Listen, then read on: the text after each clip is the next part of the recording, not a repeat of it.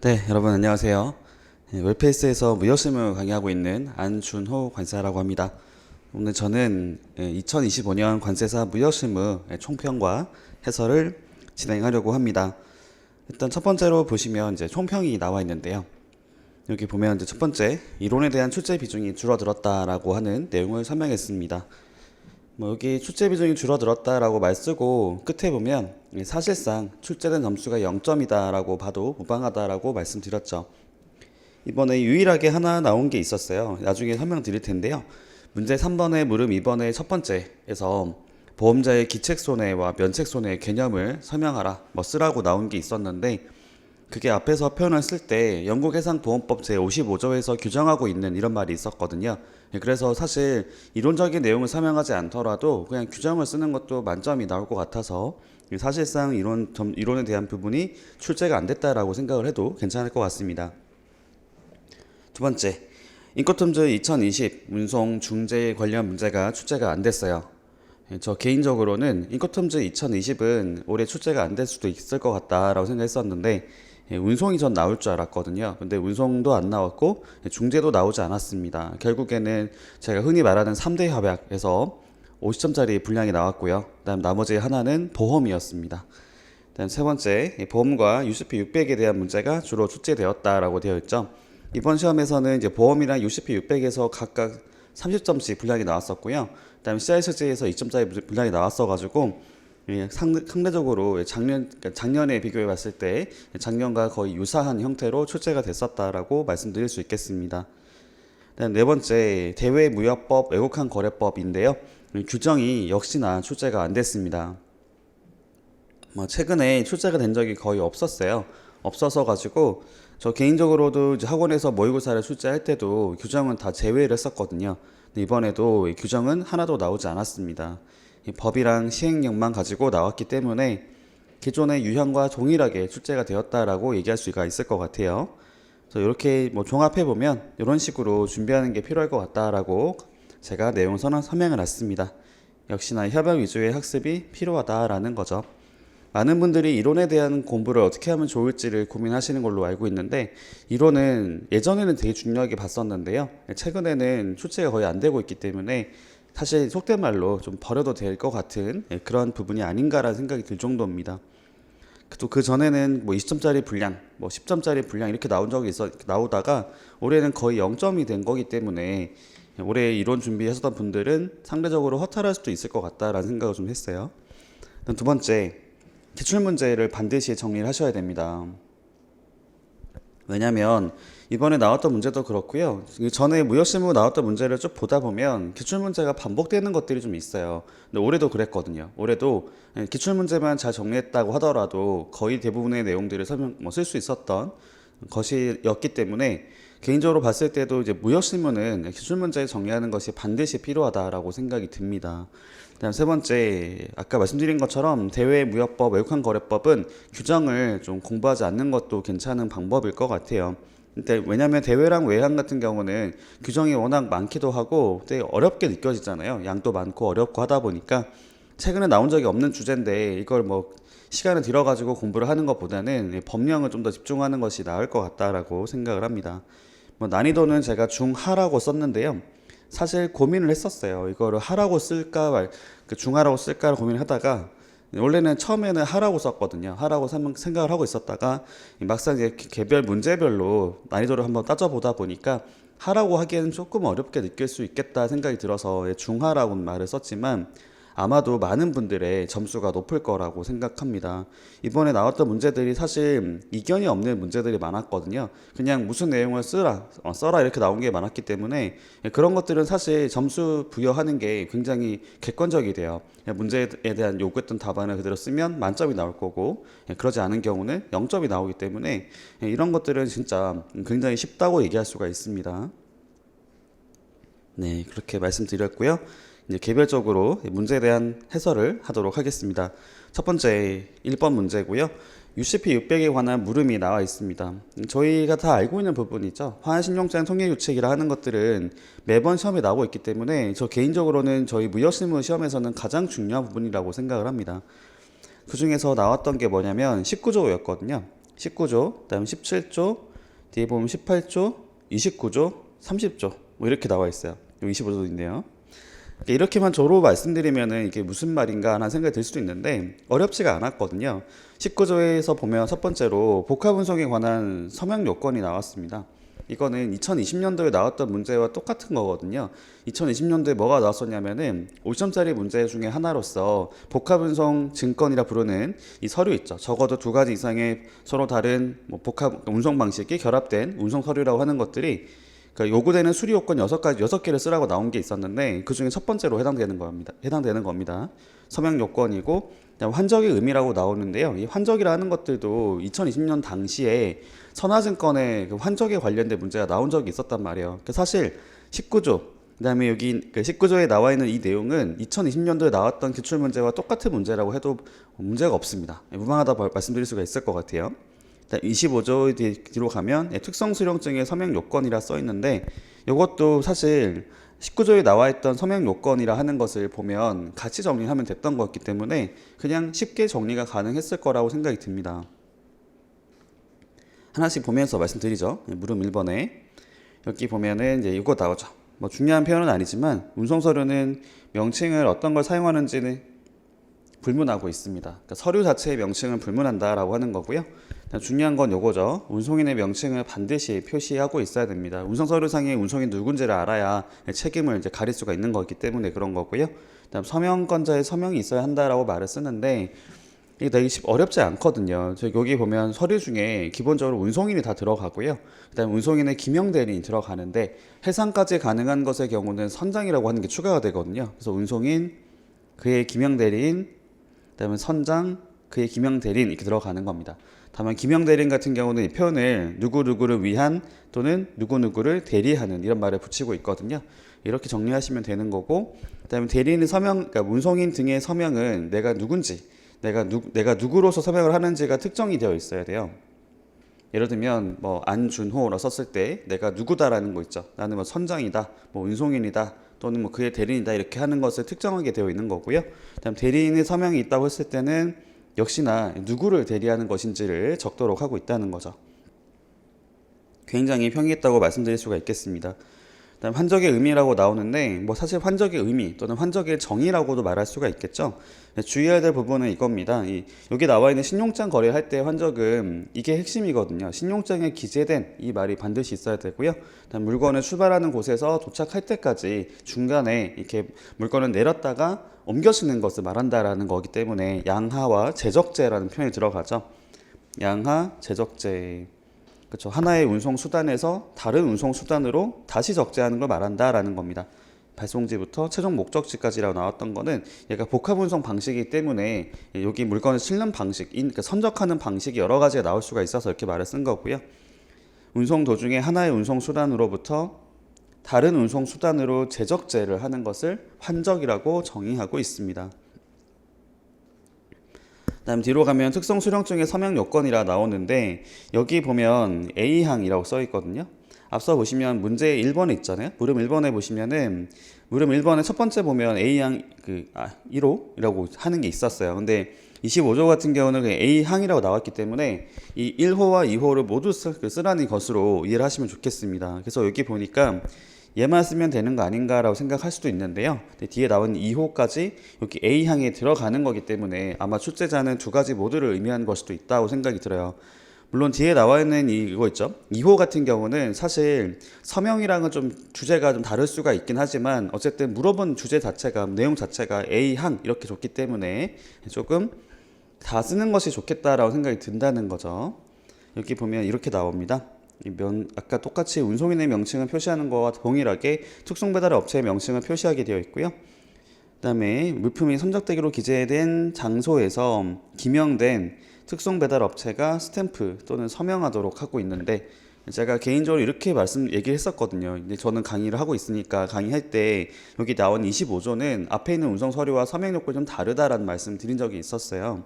뭐 제가 일반적으로 말을 할 때 뭐 운송인, 뭐 선장, 뭐 그들의 기명 대리 이렇게 나오는 것이 있는데 특성 수령증, 우편 영수증은 그렇게 나오지 않는다. 그냥 좀 다르게 되어 있으니까 좀 구분해서 정리하는 게 필요하다라고 말씀드린 적이 있었거든요. 예, 그런 식으로 정리를 했으면 굉장히 평이했을 문제라고 생각이 듭니다. 그리고 뒤에 가면 뭐 집배 또는 수령일자 또는 이런 취지의 문구를 표시하라 라고 되어 있는데요. 집배라는 것은 픽업을 말해요. 픽업. 픽업한 날짜가 있거나 아니면 수령이라는 것은 택배회사에 직접 건네준 거죠. 그런 것들이 들어갑니다. 제가 중하라고 썼지만 사실 중하라고 보기도 어려울 정도가 될 수도 있었어요.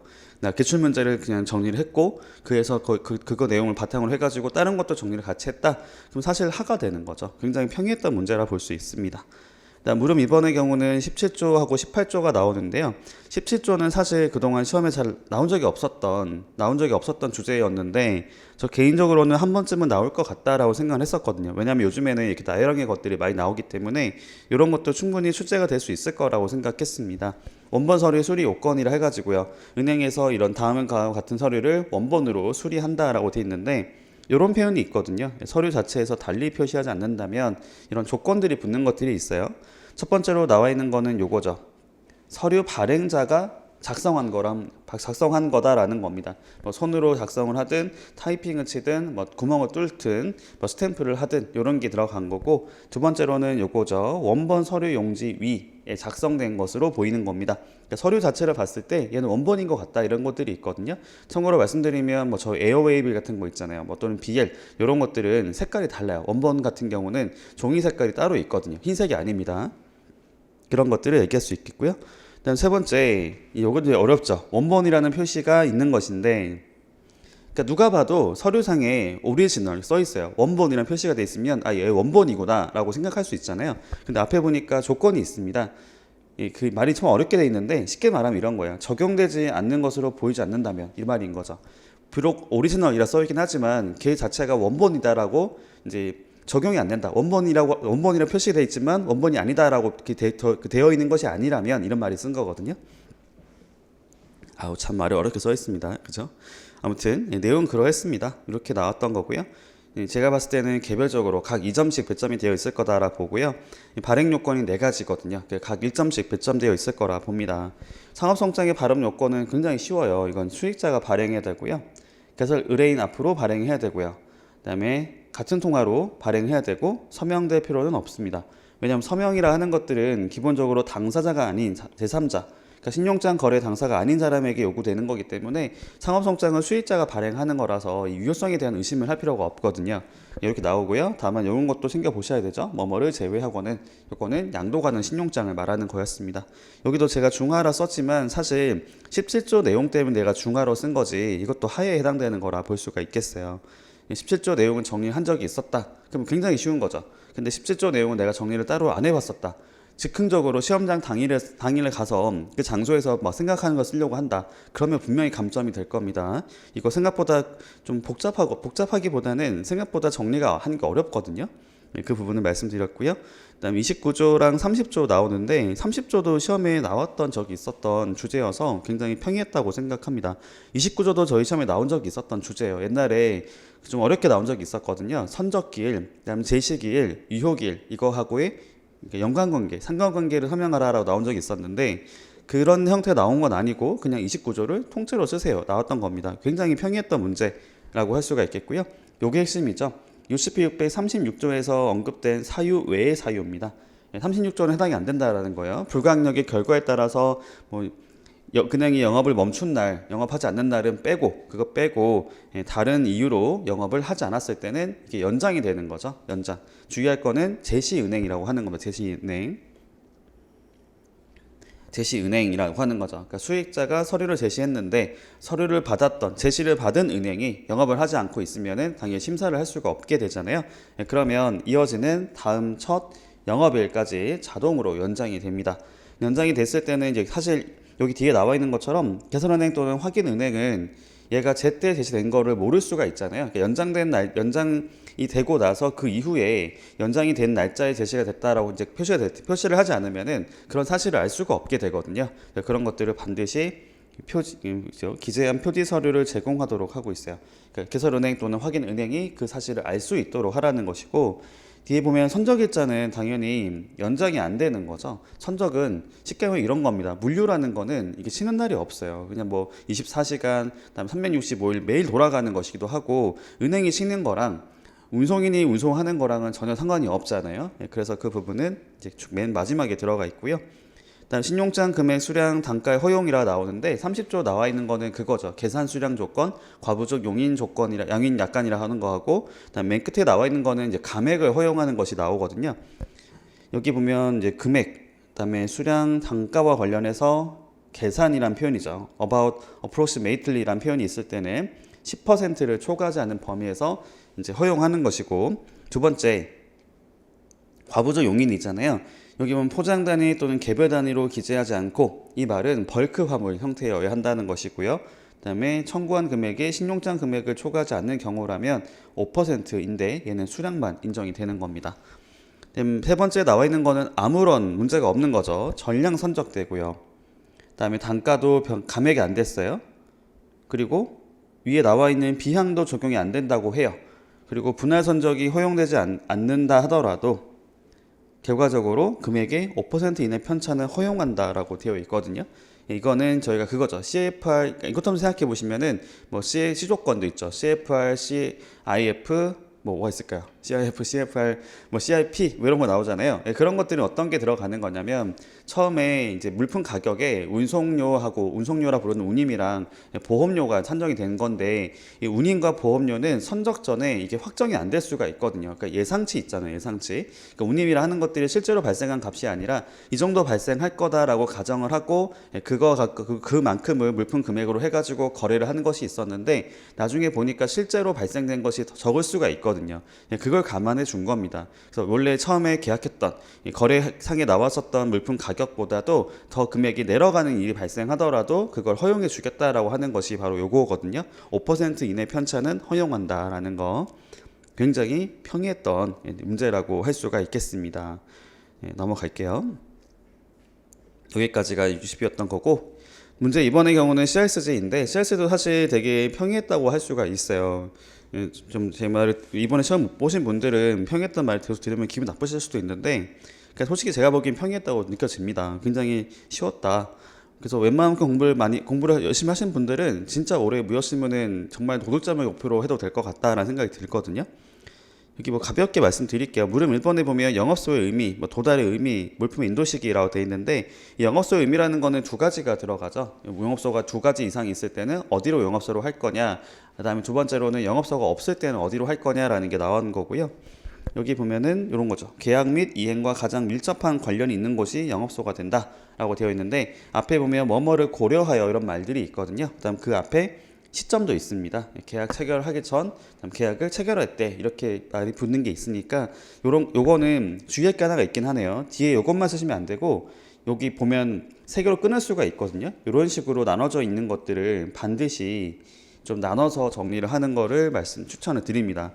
그러니까 이런 것들은 사소한 걸로 보일 수 있는데, 그냥 단순하게 계약 및 이행과 가장 밀접한 관련이 있는 곳 이렇게만 쓰시면은 분명히 감점이 될 거예요. 그다음 두 번째, 이제 영업소가 없다면 그 상고소를 영업소로 한다라는 것이고, 도달의 의미라고 하는 것도 요거죠. 상대방에게 구두로 통고되거나 그 밖의 방법으로 상대방의 본인, 영업소, 우편 주소에 전달된 경우를 말하는 것이고, 그게 없다면 상고소 이렇게 들어갑니다. 인도 시기, 시기와 관련해서는 일단 그거죠. 기일, 그다음에 기간으로 나옵니다. 기간 같은 경우에는 원칙적으로 어느 시기라도 상관이 없는데, 매수인이 특정 날짜를 정하기로 되어 있다고 했을 때는 그 날짜로 이제 하는 거죠. 이런 경우가 나왔던 거고요. 그다음에 아무것도 없는 경우라면 합리적인 기간인데, 그 기산점이 중요한 거죠. 계약을 체결한 때부터 합리적인 기간 내라고 말했습니다. 난이도는 하라고 말할 수가 있겠고요. 물음 2번에 보면 이제 관습과 관례 구속력인데, 많은 분들이 이제 구조라고 하는 것들이 작년에 나왔던 주제이기 때문에 이거 올해 안 나오겠지라고 생각했던 분도 계셨을 것 같아요. 근데 사실 다른 주제는 모르겠는데 3대 협약은 매번 나올 수 있다는 생각을 가지고 가셔야 되거든요. 요거는 작년에 나온 거긴 하지만 올해 또 출제가 됐습니다. 근데 어렵지 않았던 주제거든요. 여기 보면 관습과 관례의 구속력이라 써 있는데, 글쎄요, 지금 여기 보니까 제가 쓴 거는 관행이라 써 있죠. 이게 왜냐면 공식 번역본에 있는 걸 그대로 이제 답안에 만든 건데, 얘가 지금 문제상에서는 관습이라고 표현을 쓰고 있으니까 얘를 관행이 아니라 관습이라고 표현을 쓰는 것이 맞을 것 같아요. 근데 이렇게 써도 무방합니다. 이게 공식 번역본이기 때문에 무방한 문제는 없는 거긴 한데 가급적이면 문제랑 맞춰서 이 관행이 아니라 얘를 관습으로 쓰는 것이 더 적절할 것 같기는 하네요. 네, 지금 보였습니다. 죄송합니다. 몰랐어요. 이 관습과 관례 나오는데 이 관습은 합의한 거죠. 합의. 이미 존재하는 거를 선택하는 개념이 되는 거고 뒤에 나와 있는 이 관례라는 거는 확립이 되는 겁니다. 이거는 선택하는 게 아니라 계속 오랫동안 거래를 하다 보니까 굳어진 거를 말하는 거죠. 그 다음에 이 관습이라 하는 것들도 위에 나와 있는 거는 명시가 된 거고 뒤에 나와 있는 거는 묵시적인 게 되잖아요. 묵시적인 거. 저번에 작년 나왔던 인코텀즈라고 하는 것들을 가지고 이제 얘기하는 거고요. 그런 것들을 동종의 계약을 하는 사람에게 널리 알려져 있고 통상적으로 준수되는 관례가 있다고 했을 때는 그거는 묵시적인 적용이 가능하다라는 말을 쓴 겁니다. 그다음 청약의 취소라고 돼 있는데 사실 이것도 조금 이제 문제랑 맞춰서 답을 쓴 거거든요. 원래는 공식 번역본상에는 취소가 아니라 철회라는 말을 쓰고 있었는데 이번에 보니까 이제 문제상에서 취소라고 딱 명시했더라고요. 그러니까 출제하는 사람이 공식 번역본상의 표현을 그냥 생각하지 않고 그냥 그 내용을 쓴 것 같아요. 저도 요거는 맞췄거든요. 여기 보면 취소란 말을 다시 맞춰놨어요. 원래는 철회란 말이 있었는데 취소란 말로 제가 바꿔놓은 건데 차마 위에 거 내가 못 봤던 것 같아요. 죄송합니다. 아무튼 이 취소와 관련해서 나오는 게 있죠. 원칙적으로 취소 가능합니다. 그 시기가 중요하죠. 상대방이 승낙의 통지를 발송하기 전까지 가능하고요.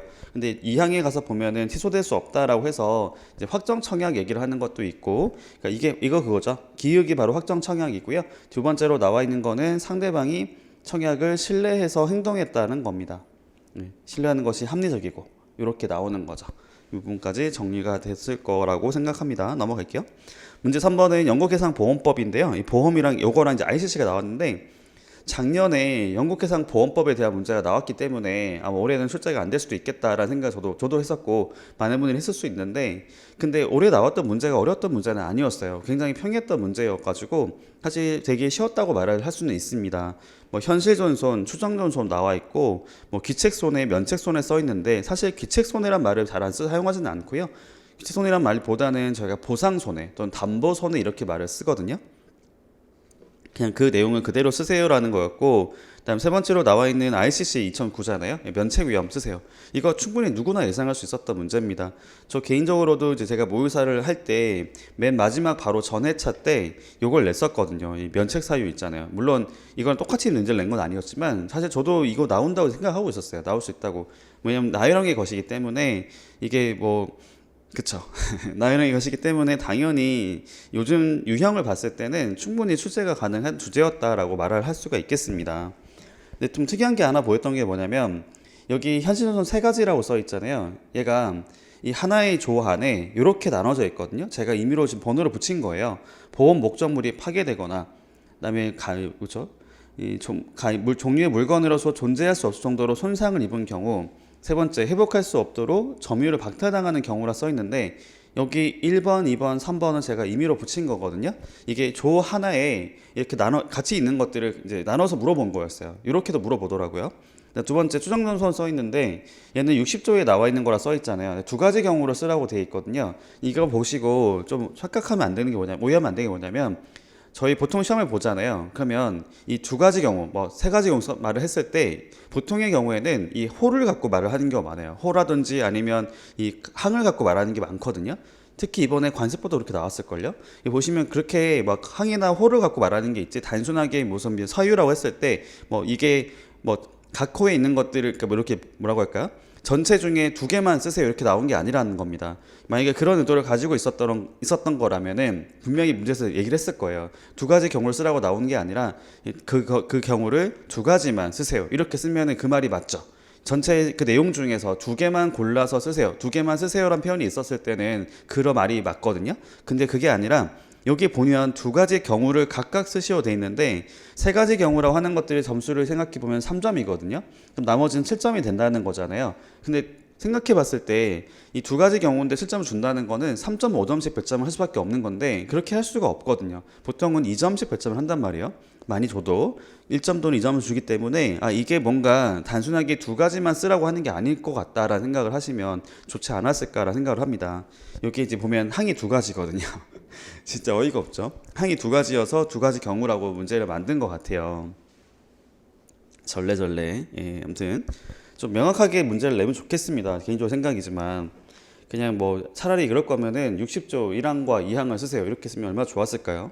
아무튼 뭐 제 생각인 거고요. 여기 보면은 이렇게 돼 있습니다.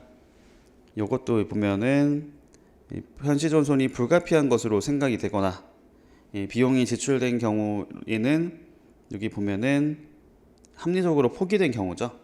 이 가액을 초과할 비용, 그러니까 가액을 초과할 정도의 비용을 지출하지 않고는 현실 전손으로부터 보험 목적물이 보존될 수가 없어서 합리적으로 포기가 됐을 때라고 되어 있습니다. 다음 밑에 나와 있는 것들은 이제 요거 나눠져 있죠. 얘가 공통이고 니은은 선박의 손상, 디귿은 화물의 손상 이렇게 되어 있습니다. 첫 번째는 박탈당한 경우고요. 요것도 정리가 되면 좋겠습니다. 뭐 중이라고 써있긴 한데 사실 뭐 내용이 어려운 건 아니었어요. 그냥 굉장히 평이했던 내용이고 아마 영국해상보험법을 공부하시는 분들이라면 이 내용은 당연히 알고 계실 만한 정리가 됐을 만한 내용이라고 생각합니다. 저 개인적으로도 모의고사 할 때마다 출제를 하는 내용 중에 하나거든요. 물음 2번의 경우는 이제 아까 말씀드렸던 이제 기책손해라고 하는 개념이 기책손해, 그다음에 면책손해라고 하는 게 나오는데 여기 보면 개념을 쓰라고 돼 있단 말이에요. 근데 앞에서 55조에서 규정하고 있는 이런 표현들이 있거든요. 이걸 봤을 때 원래 개념을 쓰라는 거는 이론적인 거라고 생각을 할 수가 있는데요. 근데 앞에서 MIA 55조라고 써 있기 때문에 사실 요거는 이론적인 것들을 그냥 쓰지 않더라도 그냥 55조에 나와 있는 내용만 쓴다 하더라도 만점이 나올 거라고 저는 생각을 합니다. 그 뒤에 나와 있는 면책손해 8가지 나오거든요. 여기 보면은 사실 55조로 가서 보면은 귀책손해가 뭔지 면책손해가 뭔지가 나와 있지 않거든요. 나와 있지 않은데 제가 이걸 그냥 임의로 붙인 거예요. 근데 이런 표현이 있었어요. 담보 위험에 근인하여 발생한 손해라는 말이 있었기 때문에 아마 이걸 요구한 거라고 생각이 드는데 보험자의 면책손해라고 하는 것에 대해서는 이건 제가 따로 표현을 붙인 겁니다. 요 말은 원래 55조에 나와 있는 게 아니라 제가 별도의 내용을 설명한 것이거든요. 근데 그렇다 하더라도 뒤에 나와 있는 것처럼 요거 있잖아요. 여기 뒷부분에 나와 있는 것들은 규정을 제가 그대로 그냥 쓴 거기 때문에 앞에 나와 있는 걸 빼고 뒤에 것만 썼다 하더라도 저는 만점이 나올 수 있을 거라 생각이 들어요. 아무튼 그런 부분이 있는데 여기 면책 손해라고 하는 것들 보면은 8가지 쓰라고 돼 있는데요. 저는 1항도 같이 추가하는 쪽으로 생각을 했습니다. 그러니까 1항을 빼면 사실 7가지가 나오는데 여기 보면 지 또는 회충이라고 하는 거 있잖아요. 요거를 가지고 뭐 개수를 나눠서 생각을 해볼 수도 있을 것 같아요. 있는데 저는 차라리 그 밑에 나온 7가지랑 55조 1항이 나왔었던 이 근인하여 요거 있죠. 담보 위험에 근인하여 발생하지 않는 모든 손해라고 하는 것을까지 포함시키면 총 8가지 나오거든요. 근데 제 생각에 55조 2항만 써도 아까 말씀드린 것처럼 지와 해충을 구분해서 각각 개수로 생각을 해본다면 딱 8가지가 떨어지기는 하는데 저는 55조 1항까지 쓰는 것이 적절하다고 생각을 하거든요. 그렇게 썼을 때 한 가지와 7개 합쳐서 8개라고 저는 생각을 합니다. 어쨌든 저처럼 했을 때는 55조 1항까지 쓴다 하더라도 감점이 없는 거니까 그런 부분을 참고하시면 좋겠고요. 아무튼 아마 의도한 거는 55조 2항이지 않았을까라는 생각은 하긴 해요. 그러니까 지금 물어본 게 첫 번째 물음에서는 55조 1항을 써라라고 했던 것 같고 그다음 두 번째 가서는 55조 2항을 쓰라고 했던 것 같은데 사실 이런 게 애매한 것 같습니다. 면책손해 8가지를 쓰라 이렇게 나오면은 평소에 공부하실 때 얘가 몇 가지였지? 이렇게 생각하면 이제 이게 정리가 되어 있으면 수월할 수 있는데 그러지 않은 경우는 어려울 수가 있거든요. 그래서 공부하실 때 앞으로 공부하실 때는 이제 개수를 세워가면서 하는 것이 필요하지 않을까라는 생각을 해보게 돼요. 차라리 그냥 55조 2항 이렇게 쓴 게 나았을 것 같긴 한데 그렇습니다. 아무튼 무료 3번에 나와 있는 건 ICC 2009가 되고요. 여기 보면은 이제 공통으로 규정하고 있는 면책 위험 7가지 요 다 시험에 나왔던 것들입니다. 이것들 여기 있잖아요. 4조에 있는 거고요. 저도 시험에 모의사를 통해서 출제했던 내용인 것이고 누구나 다 정리할 수 있는 평이한 문제라고 할 수가 있어요. 그냥 쓰면 되는데 요거 있죠. ICC B와 C 야권에서만 두고 있는 면책 위험이라는 것은 요거죠. 보면은 불법 행위에 의한 고의적인 손상 또는 고의적인 파괴에 따른 손해입니다. 아마 ICC 2009 표를 보신 분들은 아실 거거든요. 여기 동그라미에 있겠죠. OX 나온 것 중에 이 A 야권에서만 추가로 이제 면책이 아니라 담보하는 게 나온 것이 있었거든요. 그거를 물어봤던 문제였습니다. 앞으로 이제 여기만 그런 게 아니라 무역실무는 나열형의 것들이 나오는 것들은 반드시 이제 1순위로 생각하고 정리하실 필요가 있어요. 그 부분을 말씀드리겠습니다. 마지막 문제 4번이고요. 대외 외환인데 올해 대외 외환도 굉장히 평이했다고 얘기할 수 있습니다. 무려 1번의 경우는 이제 대외무역법인데요. 여기 보면 외할득의 범위와 이행기관이라고 나오거든요. 뭐 다 정리를 하셨을 거라 생각합니다. 제가 예전에 수험생일 때는 앞글자를 따서 뭐 수주관용국 이었던 기억이 나는데요. 수주관용국, 그다음에 R 이렇게 외웠던 기억이 나는데 이게 각 1점씩 배점이 되어 있고요. 이행기관의 경우는 4점이 배점이 되어 있을 걸로 보이는데 물어본 게 두 가지였던 거거든요. 네 가지 경우와 그다음에 그에 따른 이 기간까지 쓰라고 했던 거기 때문에 제 생각에 이거는 부분 점수가 없을 거라고 봐요. 이게 보면 뭐뭐 하는 경우라고 써 있잖아요. 그다음에 뒤에 보면 언제부터 언제까지라 써 있는데 이런 것들을 뭐 두 개 중에 하나만 썼다라고 했을 때는 제 생각에는 부분 점수는 없을 거라고 봅니다. 그냥 틀리면 0점 이렇게 갈 것 같거든요. 그래서 그런 부분들은 주의할 필요가 있을 것 같고 여기 본문에 나와 있는 것까지는 지금 의도한 것 같지는 않아요. 여기 보면 이런 말이 있거든요. 산업통상자무장관이 정하여 고시하는 기간 이런 설명들이 있어야 되는데 이런 것까지 안 쓰더라도 점수를 다 줄 걸로 보입니다. 물음 2번은 외국환 거래법인데요. 이번엔 법이 나왔습니다. 비상조치라고 하는 것이 나왔는데 굉장히 평이했던 형태로 나왔고요. 앞서 제가 말씀드린 것처럼 이 하나의 조 안에서 항에서 이렇게 좀 쪼개가지고 문제가 나왔더라고요. 네 가지 사유라고 해가지고 이렇게 되어 있고 조치라고 하는 것들은 세 가지가 있습니다. 아마 공부하셨던 분들은 쉽게 쓸 수 있었던 주제라고 생각해요. 정지시키는 거고 보관 예치 또는 매각하도록 의무를 부과하는 거고 채권을 국내로 추심하는 회수하는 그 의무가 들어간 거였습니다. 이것도 중하라 썼지만 사실 중하라고 보기도 어려운 정도로 쉬웠던 문제라고 생각하고요. 네, 이렇게 해서 무역실무 강평을 일단 마치게 됐습니다. 사실 문제가 굉장히 평이했다라고 이제 얘기 들으면 시험 못 보신 분들은 굉장히 좀 마음이 불편할 수 있어요. 저도 예전에 그런 경험을 해본 적이 있었던 사람이기 때문에 너무 그런 거 신경 쓰지 마시고요.